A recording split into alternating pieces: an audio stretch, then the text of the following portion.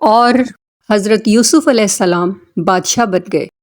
حضرت یوسف علیہ السلام جب جیل سے رہا ہو گئے تو بادشاہ نے حکم دیا کہ یوسف کو عزت کے ساتھ بلایا جائے، میں شاہی خدمت ان کے سپرد کروں گا۔ حضرت یوسف علیہ السلام آئے اور بادشاہ سے بات چیت کی۔ حضرت یوسف علیہ السلام نے کہا کہ مجھ کو شاہی خزانے کا وزیر مقرر کیجیے، میں اس کی بہترین حفاظت کروں گا۔ بادشاہ نے منظور کیا اور انہیں شاہی خزانے کا وزیر مقرر کر دیا۔ آخر کار وہ قحط کا زمانہ آ گیا جس کا بادشاہ نے خواب دیکھا تھا، اور اس کا اثر اس جگہ بھی پہنچا جہاں حضرت یوسف علیہ السلام کے والد اور بھائی بھی رہتے تھے۔ چنانچہ حضرت یعقوب علیہ السلام نے اپنے بیٹوں کو غلہ لانے کے لیے مصر میں حضرت یوسف علیہ السلام کے پاس بھیجا۔ جب حضرت یوسف کے بھائی آئے تو حضرت یوسف نے ان کو پہچان لیا اور بھائی حضرت یوسف کو نہیں پہچان سکے۔ حضرت یوسف علیہ السلام نے ان کو غلہ دیا اور کہا کہ اگلی دفعہ آؤ تو اپنے دوسرے بھائی کو بھی ساتھ لے کر آنا، ورنہ میں تم کو غلہ نہیں دوں گا۔ اور اپنے ملازمین سے کہہ دیا کہ جو قیمت انہوں نے غلے کی دی ہے وہ بھی چپکے سے ان کے سامان میں رکھ دو تاکہ وہ پھر مصر آئیں۔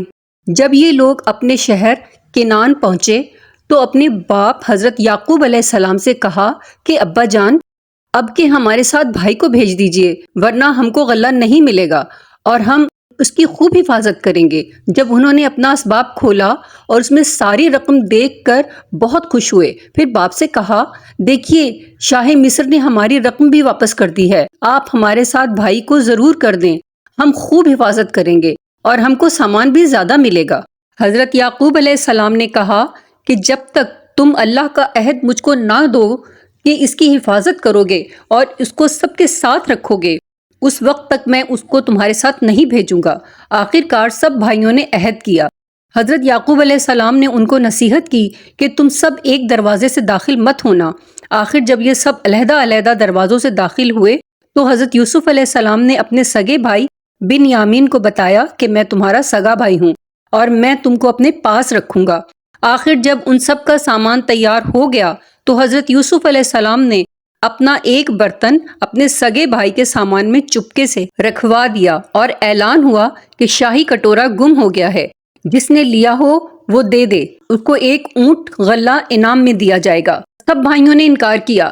بادشاہ کے آدمیوں نے کہا کہ جس کے سامان سے نکلے اس کو روکیں اور اس کی یہی سزا ہے، ہمارے ملک کا بھی یہی قانون ہے۔ پھر تمام بھائیوں کی تلاشی لی گئی، آخر کار بنیامین کے سامان سے وہ کٹورا نکلا۔ اس طرح حضرت یوسف علیہ السلام نے اپنے بھائی یامین کو اپنے پاس روک لیا۔ بھائیوں نے دیکھا تو کہنے لگے اس کا بھائی بھی چور تھا۔ حضرت یوسف علیہ السلام نے سب کچھ سنا اور خاموش رہے۔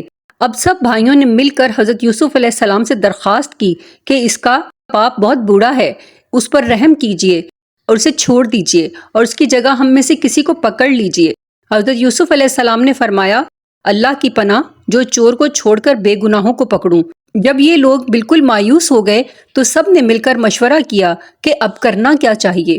تو سب سے بڑے نے کہا، تم نے اللہ کی قسم کھا کر اپنے باپ کو یقین دلایا تھا کہ اس کو ضرور میرے پاس لاؤ گے، پھر یوسف کے ساتھ ہم نے جو حرکتیں کیں وہ تم سے چھپی نہیں، اس لیے میری تو ہمت نہیں کہ باپ کو منہ دکھاؤں یا خود حاضر ہونے کی اجازت دیں یا اللہ کوئی دوسری صورت پیدا کر دیں تو اور بات ہے۔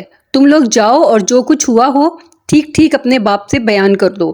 اگر وہ تسلی کرنا چاہیں تو اس گاؤں کے لوگوں سے پوچھ لیں کہ جہاں ہم ٹھہرے تھے، اور اس قافلے سے معلوم کر لیں جس کے ساتھ ہم آئے ہیں۔ اس مشورے کے بعد یہ لوگ گھر پہنچے اور والد صاحب کو تمام قصہ سنایا۔